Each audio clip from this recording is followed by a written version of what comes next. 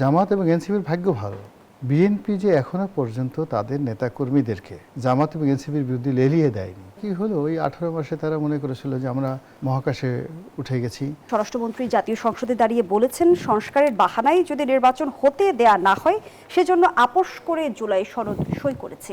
এবং তিনি আরও তুলে ধরেছেন, সংস্কারের জন্য শ্বেতশুভ্র ক্যাশের আমার কিছু বড় ভাই বুদ্ধিজীবী বিদেশ থেকে অবতরণ করেছিলেন।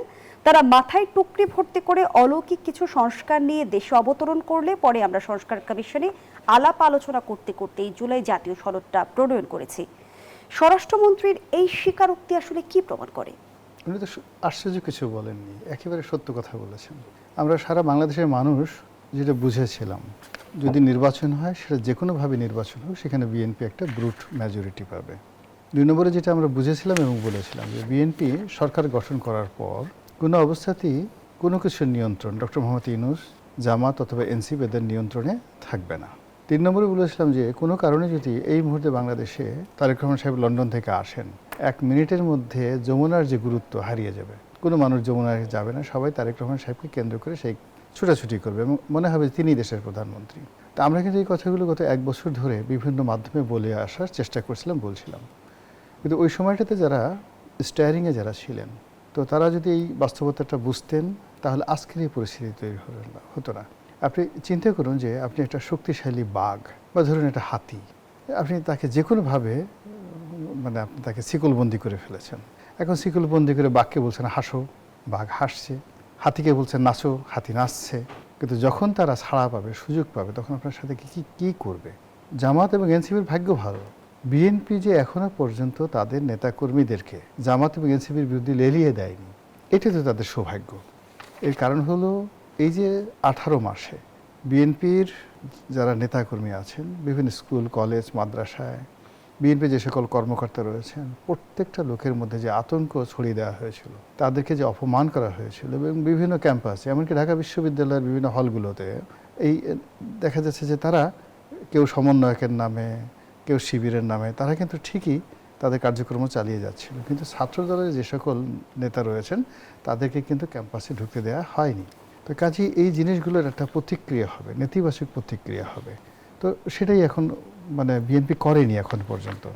স্বরাষ্ট্রমন্ত্রী কিন্তু স্যাটায়ার করে বলেছেন যে আগে কি সুন্দর দিন কাটাইতাম, এমনটি আপনারা বলতে পারেন না। ওটাই ওই সময়টাতে তারা কি হলো, ওই 18 মাসে তারা মনে করেছিল যে আমরা মহাকাশে উঠে গেছি, আমাদের হাতে অলৌকিক ক্ষমতা আছে, আমরা যেভাবে যা বলবো সেভাবে। বাংলাদেশের আসলে কি হয় জানেন, রাজনীতিতে ধরেন আলী রিয়াজকে নিয়ে আসছে, he might be a good professor, কিন্তু রাজনীতিতে আসলে শিশু, অবোধ শিশু। He might be a good intellectual, but in the constitution, how to form a constitution, এই ব্যাপারে তার অভিজ্ঞতা নেই।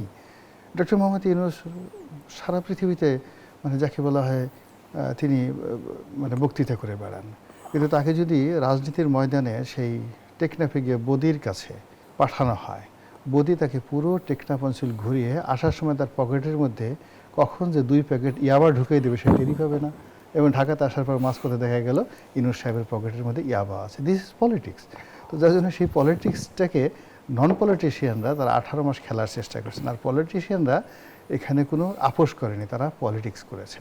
সালাউদ্দিন সাহেবরা ওই সময়টাতে যে পলিটিক্স করেছে, সেই পলিটিক্সেরই বাস্তব রূপ এখন যারা নন পলিটিশিয়ান তারা হাড়ে হাড়ে টের পাচ্ছেন। এবং এটা সবেমাত্র শুরু, মাত্র 2 মাস হলো। তো এখন তো সরকার একটু বিপদের মধ্যে আছে।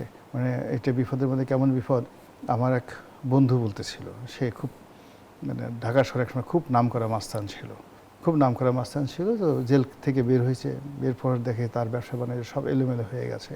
তো এখন সে তার এক বন্ধুর বাসায় গেছে, তো বন্ধুর ছেলে হঠাৎ করে বলে যে অমুক ভাই, লিয়াকত ভাই কেমন আছেন, কথার কথা কেমন আছেন?